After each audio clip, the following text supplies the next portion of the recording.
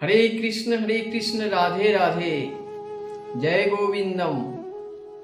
आइए, भगवान ज्ञान दीपक में आपका बहुत बहुत स्वागत है और आशा करता हूँ आप लोग सभी अच्छे होंगे। मैं भी अच्छा हूँ। सभी बड़ों को, सभी भाई बंधुओं को, सनातनी लोगों को, सभी को बहुत बहुत नमस्कार। छोटे बच्चों, बहनों को, जो छोटे बच्चे हैं उन सभी को बहुत सारा स्नेह। आइए, भगवान ज्ञान दीपक चैनल में आपका बहुत बहुत स्वागत है। आज मैं भागवत कथा का 13वां अध्याय का पहला श्लोक प्रारंभ कर रहा हूं, जो ज्ञान का भंडार है। ऐसे तो भागवत गीता का 18 अध्याय 700 श्लोक में सब अमृत ही अमृत है। अब इसको अपने हृदय में ग्रहण करना है, ये आपके ऊपर निर्भर करता है। जब मेरी गाड़ी खराब हो जाती है, मेरी बाइक खराब हो जाती है, तो हम गैरेज में ले जाते हैं। गैरेज से मिस्त्री को बुला के लाते हैं, वो बना देता है, रिपेयर करने से ठीक हो जाता है, फिर चलने लगती है। इस प्रकार मेरे शरीर में कोई बीमारी होती है, पीड़ा होती है, कष्ट होती है, दुख होती है, तो डॉक्टर के पास जाते हैं, इलाज करते हैं, ठीक हो जाते हैं। लेकिन ये मन जब मेरा बीमार हो जाए, दुखी हो जाए, डिप्रेशन में, स्ट्रेस में चले जाए, ब्रोकन हार्ट जिसको कहते हैं, ये दिल बार बार टूटते रहता है, ये अगर बीमार हो तो कहाँ जाए? तो उस समय हमको जाना है मंदिर, उस समय जाना है भगवत कथा के आश्रय में जाना है, सत्संग में जाना है और भगवत गीता ज्ञान गंगा से इस हृदय को शुद्ध कर देना है। मेरे हृदय में जो गंदगी भरी हुई है, उस धूल को गीता का ज्ञान गंगा से धोकर पवित्र कर देना है। तो समय को व्यर्थ न गंवाए हुए आइए, भागवत का अध्याय का 13वां अध्याय का पहला श्लोक। प्रकृतिं पुरुषं चैव क्षेत्रं क्षेत्रज्ञमेव च एतद्वेदि तुमिच्छामि ज्ञानं ज्ञेय च केशव। ये 13वां अध्याय का पहला श्लोक, फर्स्ट चैप्टर है। भगवान बोलते हैं, श्री भगवान वाच इदं शरीरं कौन्तेय क्षेत्रमित्यभिधीयते यतद्यो वेत्ति तं प्राहु क्षेत्रज्ञेति द्वन्द्वितः। अर्थात, हे कृष्ण, प्राकृतिक पुरुष, क्षेत्र एवं क्षेत्रज्ञ तथा ज्ञान तथा ज्ञेय के विषय में जानने का इच्छुक हूं। तो श्री भगवान क्या बोले? हे कुंती पुत्र, यह शरीर क्षेत्र है, यह शरीर क्षेत्र कहलाता है और इस क्षेत्र को जानने वाला क्षेत्रज्ञ कहलाता है। मतलब ये जो शरीर है, ये पूरा क्षेत्र है और इसको जो जान गया वही क्षेत्रज्ञ है। जिस प्रकार इस शरीर में राजा कौन है? आत्मा, मन राजा है और उसी का ये पूरा शरीर राज्य है। अब जैसा राजा वैसा शरीर। अगर राजा सतोगुणी है, पूरा शरीर सात्विक है। राजा रजोगुणी है, पूरा शरीर राजस है। राजा अगर तमोगुणी है, इस पेट में सिर्फ मांस मदिरा, सिर्फ जीवों का हत्या करके, भक्षण करके स्मशान घाट बना के रखा है, वो दानव हृदय में रखे हुए हैं। तो ये अगर ये हृदय में दानव का राज है तो ये पूरा शरीर अशुद्ध है। ये शरीर का कोई दोष नहीं है। शरीर को सिर्फ 3 चीज चाहिए: भोजन, पानी, काम वासना। ये 3 चीज प्रत्येक जीव के लिए, सिर्फ मनुष्य के लिए नहीं, समस्त प्राणी के लिए ये 3 चीज की जरूरत है। तो ये जो शरीर रूपी क्षेत्र है, इस क्षेत्र को जो जान गया वही क्षेत्रज्ञ कहते हैं। ये श्री कृष्ण कह रहे हैं अर्जुन से। तात्पर्य, अर्जुन प्रकृति, पुरुष, क्षेत्र, क्षेत्रज्ञ, ज्ञान तथा ज्ञेय के विषय में जानने का जो इच्छुक था, जब उसने सबों के विषय में पूछा तो कृष्ण ने कहा यह शरीर क्षेत्र कहलाता है। और इस शरीर को जानने वाला क्षेत्रज्ञ, अभी भी मैंने जो कहा, यह शरीर बद्ध जीव है।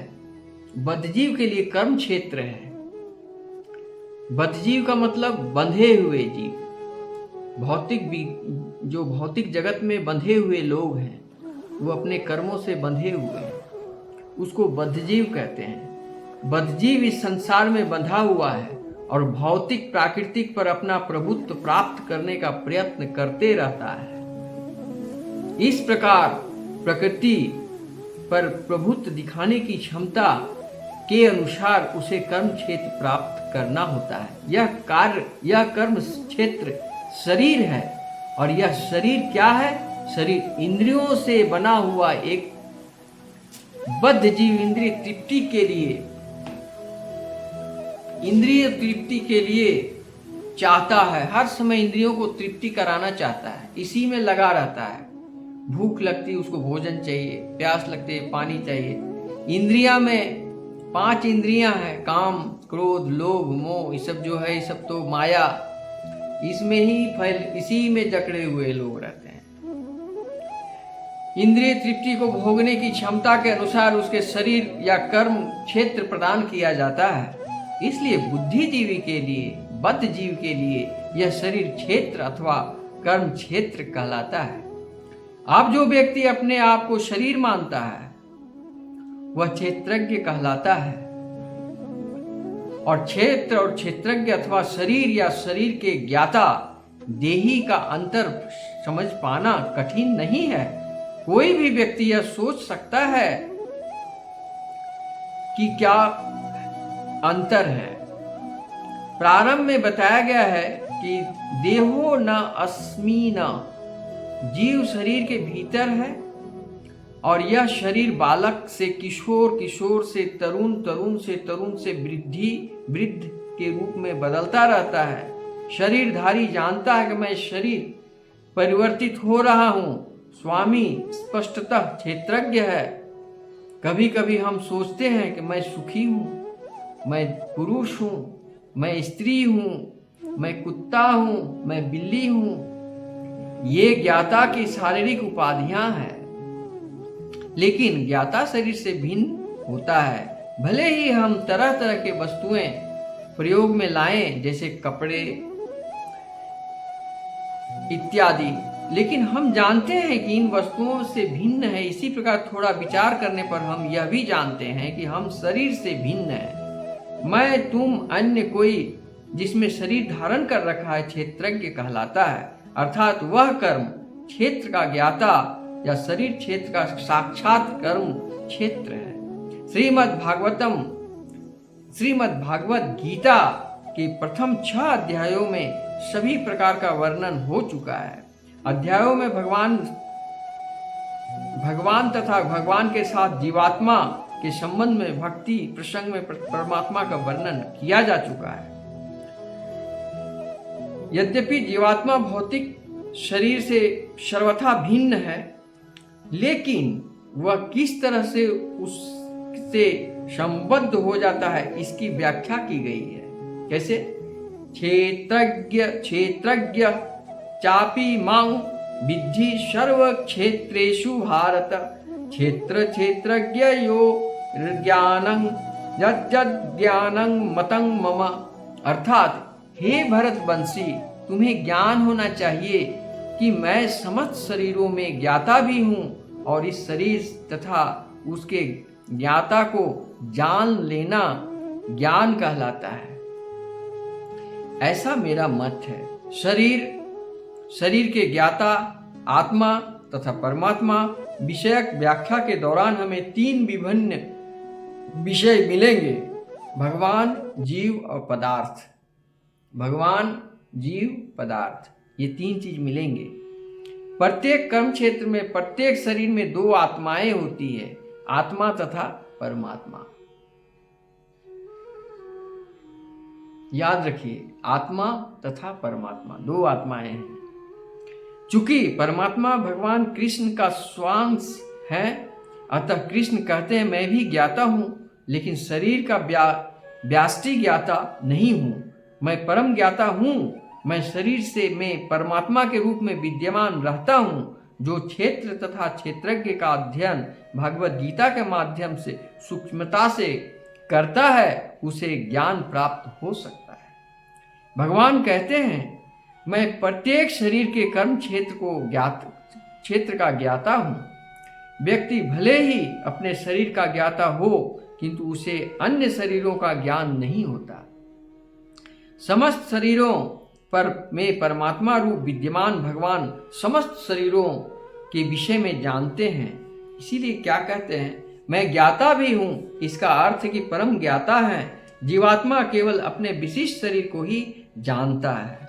वैदिक ग्रंथों में इस प्रकार का वर्णन हुआ है: क्षेत्राणि हिंग शरीराणि बीजं चापि शुभाशुभे तानि वेत्ति सह योगात्मा ततः क्षेत्रज्ञ उच्यते। यह शरीर क्षेत्र कहलाता है। इस शरीर के स्वामी तथा साथ ही परमेश्वर का वास है। शरीर आत्मा तथा परमात्मा स्वरूप उसकी सम्यक जानकारी ज्ञान नाम से अभिहित है की जाती है। जो कर्म क्षेत्र तथा कर्म के ज्ञाता को नहीं समझता, उसे पूर्ण ज्ञान नहीं होता। मनुष्य को चित्र तथा तुलिका में भ्रम नहीं करना चाहिए। यह भौतिक जगत का जो कर्म क्षेत्र में प्रकृति है, इस प्रकृति की भोक्ता जीव है और दोनों को ऊपर परम नियामक भगवान है। वैदिक भाषा में इसे इस प्रकार कहा गया है।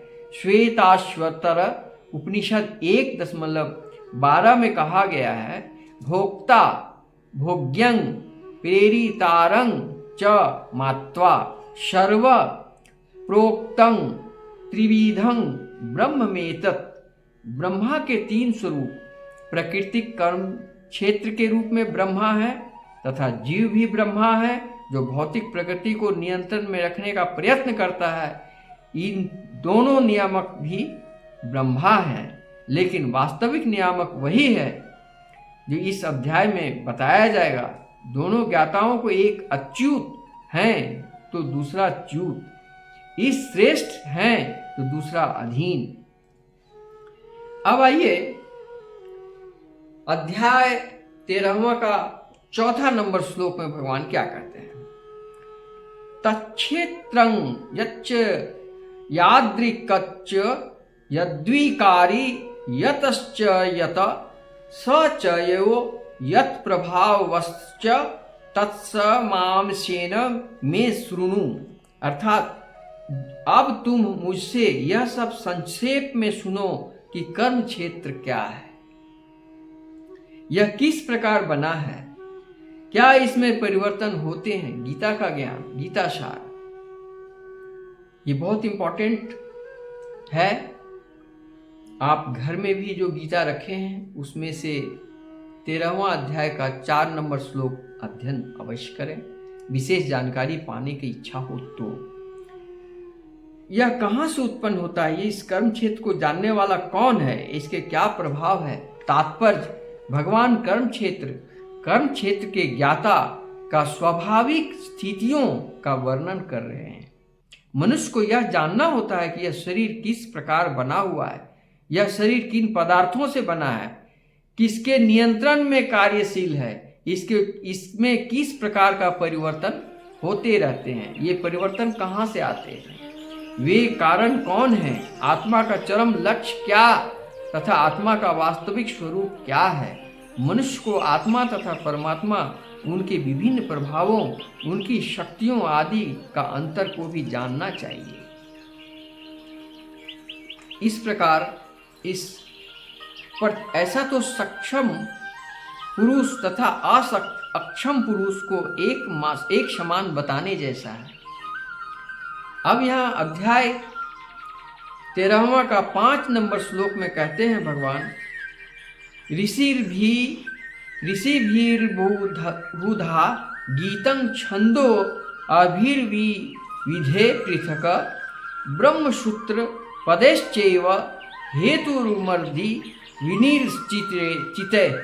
अर्थात विभिन्न वैदिक ग्रंथों में विभिन्न ऋषियों ने कार्यकलापों के क्षेत्र तथा उन कार्यकलापों के ज्ञाता के ज्ञान का वर्णन किया है।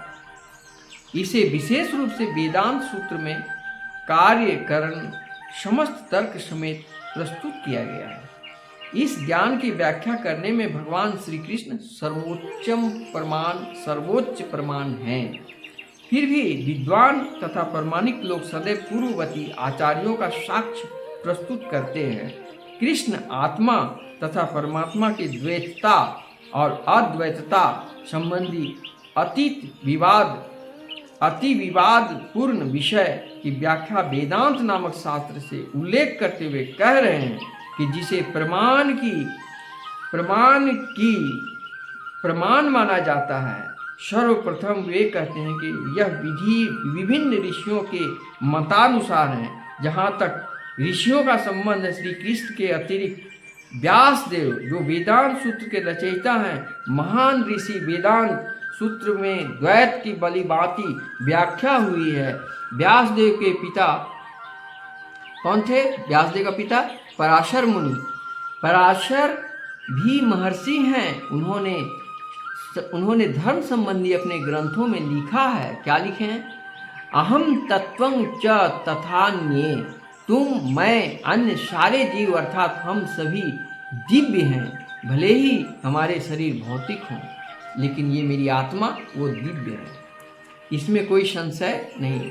ये आत्मा दिव्य है, ये शरीर तो मिट्टी है। ये 5 तत्व से बना अधम शरीर वो मिट्टी में मिल जाएंगे। इसलिए ये ज्ञान की बात है जो पराशर मुनि के पुत्र व्यासदेव जी, व्यास मुनि ने इनको रचना किए हैं। और 4 वेद, महाभारत, गीता सभी उन्होंने स्वयं लिखे। तीनों गुणों से अभिहित दिव्य हैं। इस प्रकार मूल वेदों में विशेषतः कठोपनिषद में आत्मा, परमात्मा तथा शरीर का अंतर बताया गया है। इसके अतिरिक्त अनेक महर्षियों ने इसकी व्याख्या की है, जिसमें पराशर प्रमुख माने जाते हैं। पराशर मुनि प्रमुख माने जाते हैं। जैसा कि पहले भी कहा जा चुका है, क्षेत्र का अर्थ कर्म क्षेत्र। क्षेत्रज्ञ की 2 कोटियां हैं, जीवात्मा तथा परम पुरुष। जैसा कि यति उपनिषद में 2.9 में कहा गया है, ब्रह्म पुच्छं प्रतिष्ठा। भगवान की शक्ति का प्राकट्य अन्नमय रूप में होता है, जिसका अर्थ है अस्तित्व के लिए भोजन अन्न पर निर्भर। यह ब्रह्म की भौतिकता वाली अनुभूति है। अन्न में परम सत्य की अनुभूति करने के पश्चात फिर भी प्राणमय रूप में मनुष्य सजीव लक्षणों का जीवन रूपी परम सत्य की अनुभूति करता है। ज्ञानमय रूप में यह अनुभूति सजीव लक्षणों के आगे बढ़कर चिंतन अनुभव किया तथा आकांक्षा तक पहुंचाती है। इस अर्थात सर्व आनंदमय प्रकृति की अनुभूति। सर्व आनंदमय कहाँ से होती है? आनंदमय 2 प्रकार से होती है। अब यहाँ पर प्रश्न आता है कि आनंदमय जीवन, ये तीनों गुण में अलग अलग रूप हैं, ये स्पष्ट करना चाहता हूँ। जैसे सतोगुणी लोग हैं, वो कृष्ण हरिनाम संकीर्तन में आनंद पाते हैं, प्रफुल्लित हो जाते हैं। रजोगुण वाले धन, स्त्री, जमीन, जायदाद, बिल्डिंग, कार, बंगला, गाड़ी, बैंक बैलेंस देखकर बहुत प्रसन्न हो जाते हैं। तमोगुणी लोग, मांस मदिरा भक्षण करने वाले, वो जब उनको मांस मदिरा और नृत्य करने वाले, मुद्रा सुनने वाले स्थान पर जहाँ नाच गान होता है वहाँ जाते हैं, तो वहाँ उनको परम आनंदमय जीवन लगता है। लेकिन वही सतोगुणी लोग, जहाँ रासलीला भगवान श्री कृष्ण की हरि कीर्तन हो रहा है, वहाँ झूम झूम के नाच रहे हैं। तो ये सतोगुण, रजोगुण और तमोगुण, ये 3 गुण का ही पूरा संसार भरा पड़ा है। कोई ऐसा चीज नहीं है, कोई ऐसा पदार्थ नहीं है जिसमें ये 3 गुण नहीं है। जैसे मान लिया जाए कि स्त्री, उसमें भी 3 गुण पाए जाते हैं, सतोगुण, रजोगुण और तमोगुण। सतोगुण का मतलब मेरी माँ, जगत माता, धरती माता, ये सतोगुणी है। वो कभी किसी की बुरा नहीं चाहती, सब समय अच्छा ही चाहती है। और ये मेरी माँ नहीं, ये जगत माँ, सबकी माँ, हम सब की पैदा करने वाली माता, वो सतोगुणी है। और रजोगुणी कौन है? जो मेरी पत्नी है, जो जिंदगी भर मेरे साथ रह के भोग कर रही है। हम दोनों एक दूसरे को जीवन यापन कर रहे हैं, बच्चों को पालन कर रहे हैं, घर संवार रहे हैं, घर का कार्य कर रहे हैं, भौतिकवादी नीतियों का सारा काम कर रहे हैं, पूजा पाठ भी कर रहे हैं। ये मेरी दूसरी औरत होगी। और तीसरी औरत वो होती है जो महा लालची और स्वार्थी औरत होती है। ये औरत का पहचान है कि वो अपने घर में अपने पति से ऊंची आवाज से बात करती है, अपने माता पिता, सास ससुर से ऊंची आवाज से बात करती है। ये अपने स्वार्थ और लालच के कारण, अपने हवस की भूखी होने के कारण, ये कुछ भी कर्म करने में इनको कोई देरी नहीं लगता। ये तामसिक औरतें होती हैं। किसी का जान ले लेना, किसी अपना भी जान दे देना, सुसाइड कर लेना, सब संभव है इनके लिए। क्योंकि इसमें, इन औरतों में सतोगुणी व्यवहार और रजोगुणी व्यवहार बिल्कुल नहीं। ये दैत्य रूपी रहती है और सिर्फ भोजन खाने में बहुत आगे रहती है, बहुत बोलती है और सब समय ऊंची आवाज में सब जगह अपने को सत्य साबित करने के लिए, मिथ्या है, गलत कर रही है, लेकिन उसको छुपा करके उस पूरे समाज में अच्छा बनने की कोशिश करती है।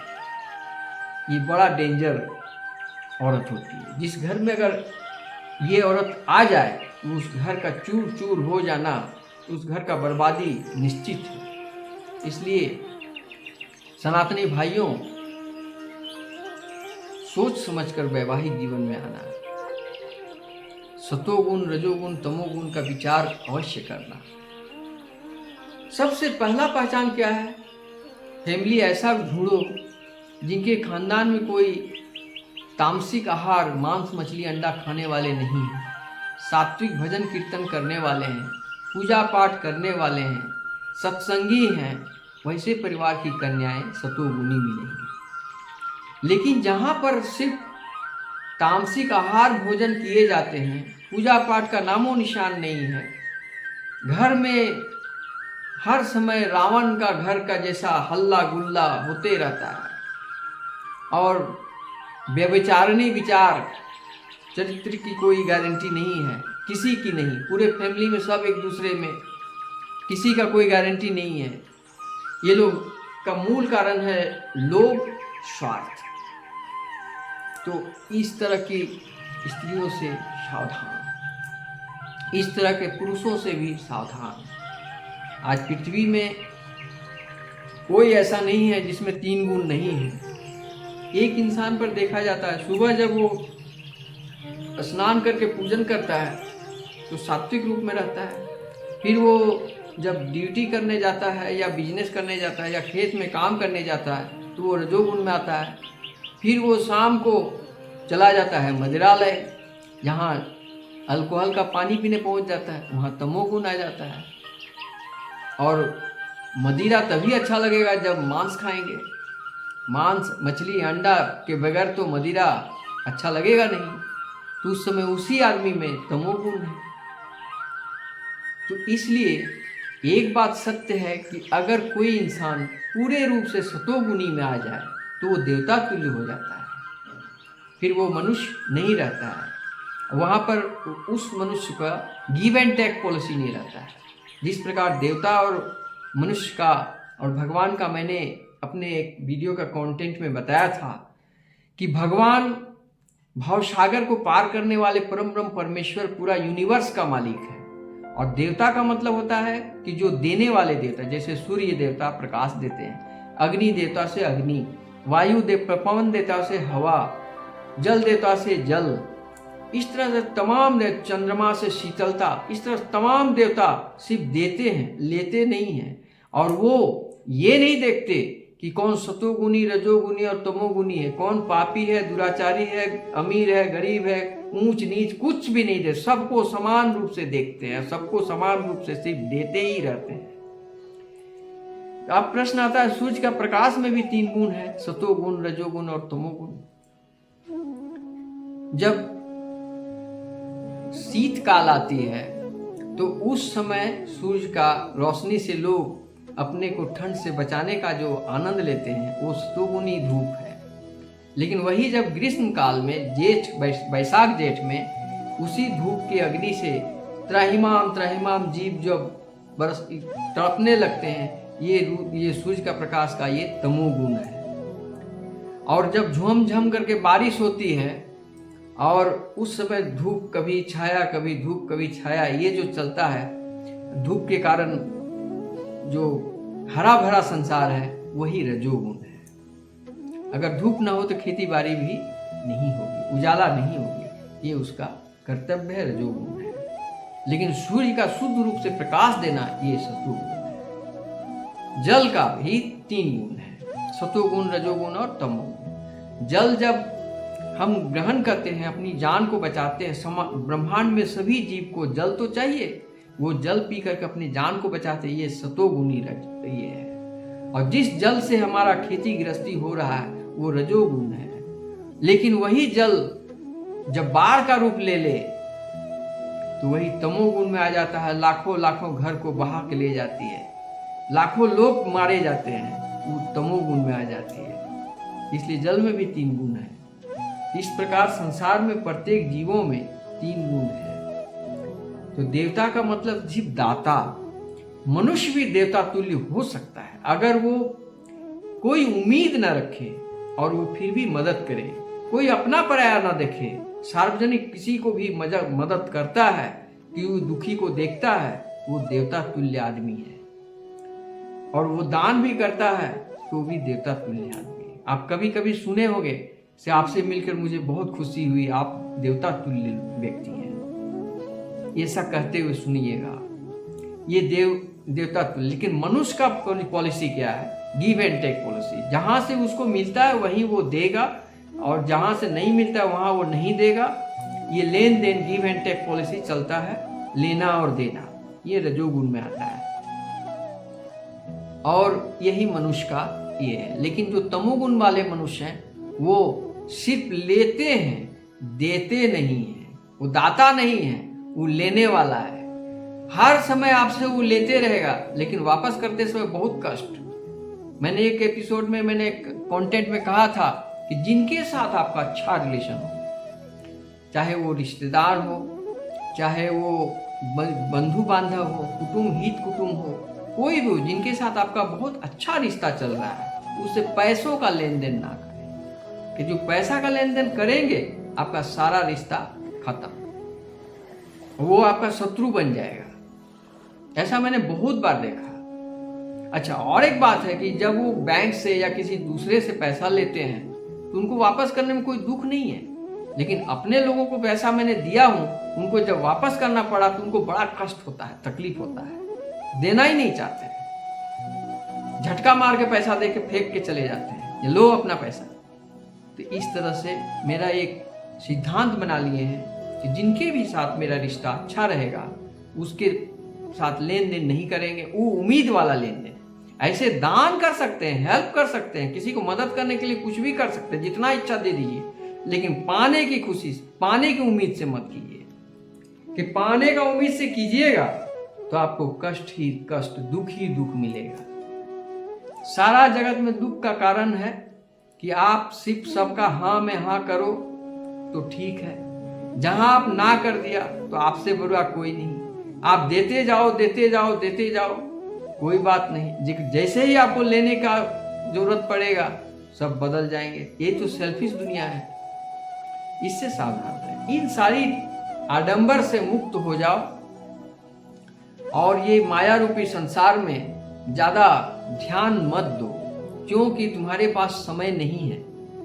हम कै दिन जिएंगे, तो क्यों न हम इस जय दिन हम हैं, एक एक पल जो हैं वो हम प्रभु के शरण में लगा दें, हरि नाम संकीर्तन करें।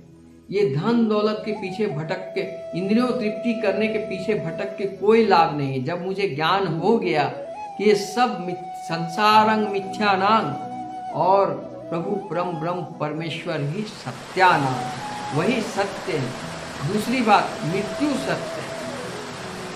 आप कितनो बड़ा योद्धा हैं, कितनो बड़ा वीर हैं, कितनो बड़ा धनवान है, कितनो बड़ा माने बड़ा से बड़ा, कितना भी बड़ा क्यों न हो, लेकिन मौत के आगे एक दिन आपको हार जाना, ये सत्य है।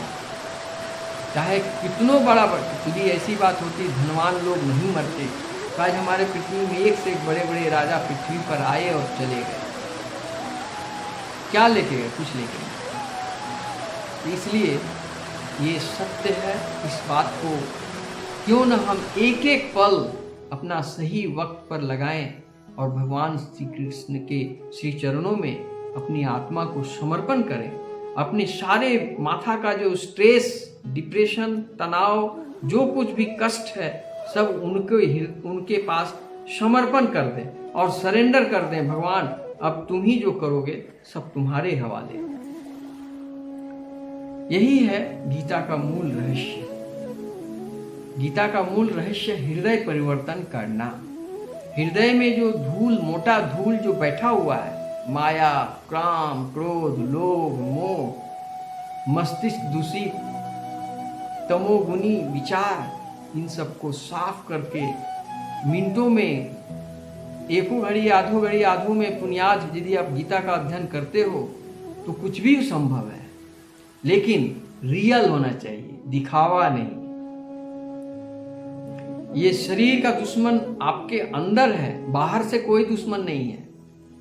आपका मन यदि आपका नियंत्रण में है तो ये मित्र है, लेकिन आपका मन आपका नियंत्रण में नहीं है, आप उसके नियंत्रण में आप हो, इंद्रिय तृप्ति में बेचैन आप हो, तो फिर आपका सबसे बड़ा शत्रु ये मन है और आप भगवत गीता का जो अमृत है उससे आप वंचित रह जाओगे। बोलिए प्रेम से वृंदावन बिहारी लाल की जय। आज की कथा यहीं समाप्त। अगर पसंद आए तो लाइक करें और कमेंट बॉक्स में राधे राधे अवश्य लिखें और सब्सक्राइब भी कर सकते हैं अगर और सब कथाओं को अगर आपको इच्छा हो सुनने की, जानने की। मैं एक कथा रोज पढ़ता भी हूँ, एक श्लोक 2 श्लोक डेली पढ़ता भी हूँ। जो मुझे अच्छा लगता है वो अपने सनातनी भाइयों तक उसको शेयर भी करता हूँ।